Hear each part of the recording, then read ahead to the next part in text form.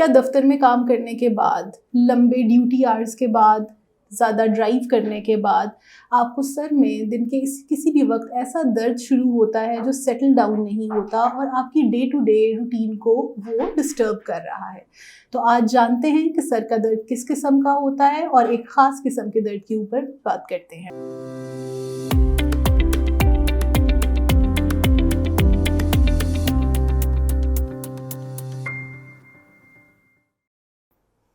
क्या दफ्तर में काम करने के बाद, लंबे ड्यूटी आवर्स के बाद, ज़्यादा ड्राइव करने के बाद आपको सर में दिन के किसी भी वक्त ऐसा दर्द शुरू होता है जो सेटल डाउन नहीं होता और आपकी डे टू डे रूटीन को वो डिस्टर्ब कर रहा है। तो आज जानते हैं कि सर का दर्द किस किस्म का होता है और एक ख़ास किस्म के दर्द के ऊपर बात करते हैं।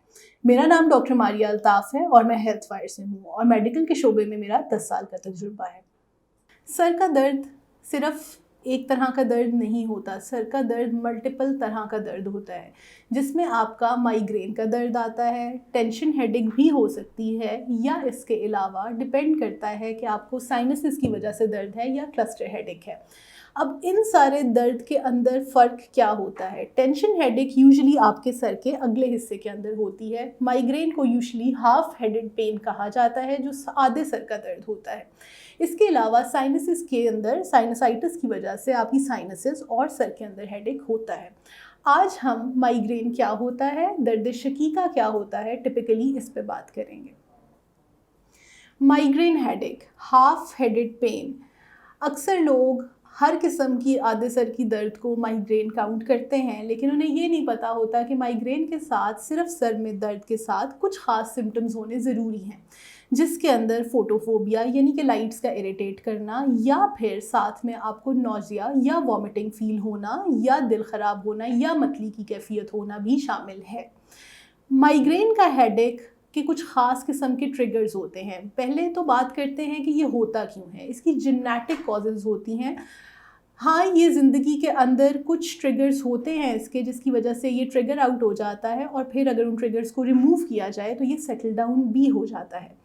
सबसे पहले माइग्रेन के ट्रिगर्स के बारे में बात कर लेते हैं। माइग्रेन के ट्रिगर्स के अंदर लैक ऑफ स्लीप आ सकती है, अल्कोहल कंजम्पशन आ सकती है, टिपिकली कैफ़ीन कंजम्पशन आ सकती है। अगर आप अपनी नॉर्मल रूटीन के अंदर कॉफ़ी या कैफ़ीन बहुत ज़्यादा इंटेक कर रहे हैं या कैफ़ीनेटेड ड्रिंक्स या एनर्जी ड्रिंक्स बहुत ज़्यादा ले रहे हैं तो आपका माइग्रेन ट्रिगर हो सकता है।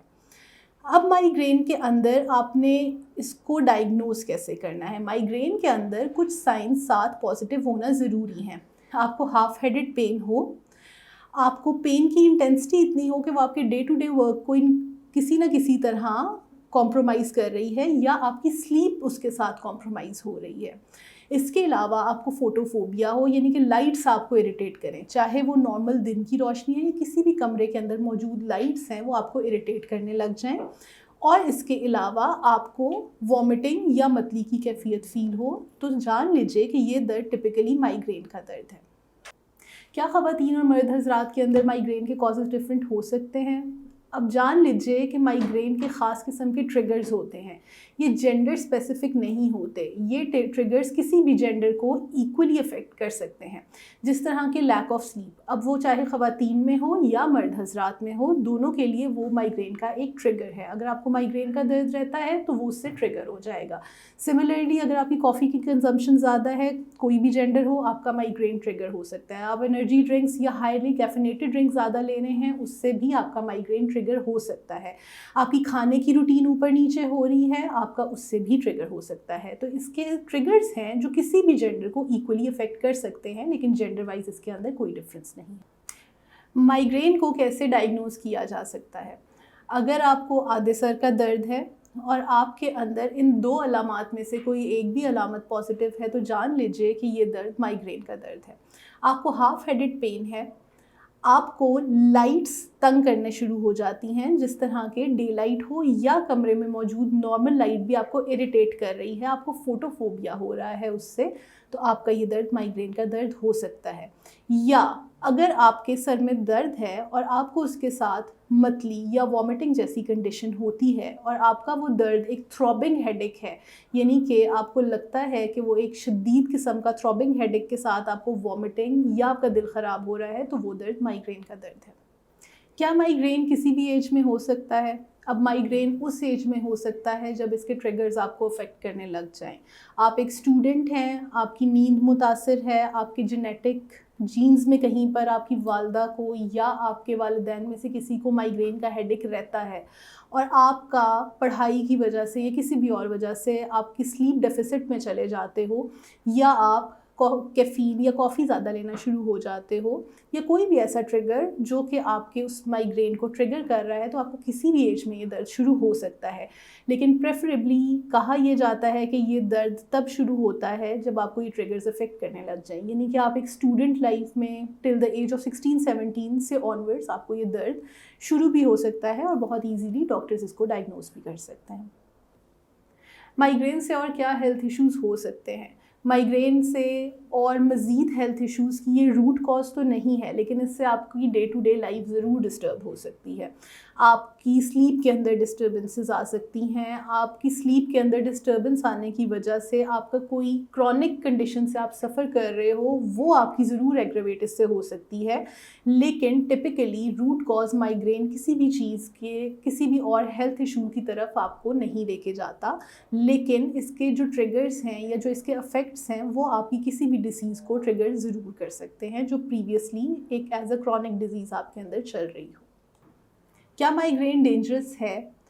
माइग्रेन बज़ाते ख़ुद डेंजरस नहीं है, लेकिन अगर दौरान माइग्रेन आप ड्राइव कर रहे हैं या कोई ऐसी एक्टिविटी कर रहे हैं तो प्लीज़ उसे अवॉइड करें, क्योंकि अगर आपके सर के दर्द की इंटेंसिटी बहुत ज़्यादा है तो आप अनकम्फर्टेबल फील करेंगे और इससे आपकी किसी भी किस्म के एक्सीडेंटल कॉजेज़ ज़रूर हो सकती हैं, लेकिन माइग्रेन बज़ाते ख़ुद डेंजरस नहीं है। हाउ टू ट्रीट माइग्रेन या आधे सर के दर्द का इलाज कैसे करें? अब डिपेंड करता है कि आपको आधे सर का दर्द कितने टाइम से है और कितने ड्यूरेशन तक रहता है। अगर आपका ये एक ओकेजनल दर्द है और आपको अपना ट्रिगरिंग फैक्टर पता है कि आपके अंदर लैक ऑफ स्लीप है या कोई इस तरह की कॉजेज़ हैं या आप कैफ़ीन ज़्यादा ले रहे हैं या कोई भी कॉज स्ट्रेस या कुछ भी जो आपके माइग्रेन को ट्रिगर कर रहा है, तो बहुत सिंपल है कि आप वो रूट कॉज एलिमिनेट कर दें तो आपका माइग्रेन सेटल डाउन होना शुरू हो जाएगा। अगर आपका माइग्रेन एक क्रॉनिक कंडीशन है, आप उसकी रूट कॉज आइडेंटिफाई नहीं कर सक रहे, तो जो बेसिक ट्रिगर्स आपको इस वीडियो में बताए गए हैं उनको अवॉइड कीजिए। उसके अलावा अपने डॉक्टर से रजू कीजिए। माइग्रेन के अंदर ख़ास किस्म की पेन किलर्स ही इफ़ेक्टिव होती हैं जो कि पहले आपके माइग्रेन की ड्यूरेशन को शॉर्ट करती हैं, यानी कि डिपेंड्स कि आपको अगर एक दफ़ा सर का दर्द शुरू होता है और वो 2 घंटे या 4 घंटे रहता है तो उसका ड्यूरेशन रिड्यूस होना शुरू होता है और इवेंचुअली आपकी कंडीशन बेहतर होनी शुरू हो जाती है और आपका दर्द आहिस्ता आहिस्ता बिल्कुल ख़त्म हो जाता है। तो आपका डॉक्टर आपको माइग्रेन बेस्ड बेहतर दवाइयाँ प्रिस्क्राइब कर सकता है। क्या माइग्रेन को ट्रीट करने के लिए कोई होम रेमेडी है? ऐसा नहीं है। आपको सिर्फ अपने ट्रिगर्स रिमूव करने हैं। जो चीज़ आपके माइग्रेन को ट्रिगर कर रही है आप सिंपली उसको रिमूव कर दें। आपकी होम रेमेडी यही है। इसके अलावा अक्सर लोग दही के इस्तेमाल करने से माइग्रेन के अंदर बेहतरी फील करते हैं, जिसका कोई साइंसी बैकग्राउंड नहीं है। लेकिन अगर आपको लगता है कि मिल्क प्रोडक्ट या दही लेने से आपका माइग्रेन सेटल डाउन होना शुरू होता है तो आप ज़रूर ले सकते हैं, लेकिन इसका साइंस में कोई जवाब या कोई किसी किस्म का बैकग्राउंड थ्योरी नहीं है कि मिल्क प्रोडक्ट्स लेने से आपका माइग्रेन सेटल डाउन होना शुरू हो जाएगा। माइग्रेन के इलाज के लिए किस डॉक्टर के पास जाना चाहिए? एक जनरल फिजिशियन से लेकर एक मेडिकल स्पेशलिस्ट या एक न्यूरोलॉजिस्ट तक आपके माइग्रेन के हेडेक को बहुत बेहतर तरीके से ट्रीट कर सकता है। आप एक जनरल फिजिशियन को भी कंसल्ट कर सकते हैं। अगर आप उनसे सेटिस्फाइड नहीं हैं तो आप एक मेडिकल स्पेशलिस्ट से या एक न्यूरोलॉजिस्ट से भी अपॉइंटमेंट ले सकते हैं। किसी भी किस्म की मेडिकल कंटेंट पे जिस पे आपको इन्फॉर्मेशन चाहिए और आप चाहते हैं कि हम आप तक वो इन्फॉर्मेशन डिलीवर करें, हमें हमारे नंबर पे कॉल कीजिए, हमारा ऐप डाउनलोड कीजिए जहाँ पर हमारे डॉक्टर्स 24/7 आपकी हेल्प के लिए अवेलेबल हैं। हमारे चैनल को लाइक और सब्सक्राइब कीजिए और हमें सपोर्ट कीजिए। Thank you so much.